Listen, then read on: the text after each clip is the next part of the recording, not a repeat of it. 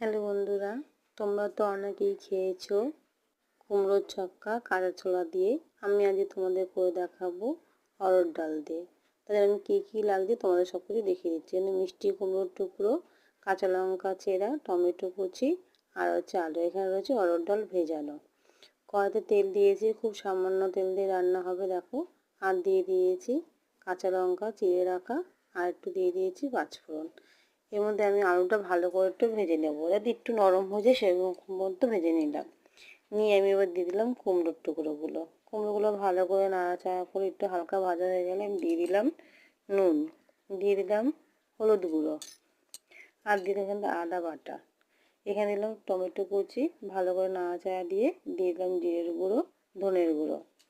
এটা ভালো করে নাড়াচাড়া করে দিলাম। একটু কষে আসলে দিয়ে দেবো ডাল, ভিজিয়ে রাখা ডাল, অরহর ডালটা দিয়ে দিলাম। দেওয়ার পর এটা একটু ভালো করে নাড়াচাড়া করে এখানে যে জলটা দেবো অবশ্যই মাথায় রাখবে জলটা যেন গরম থাকে।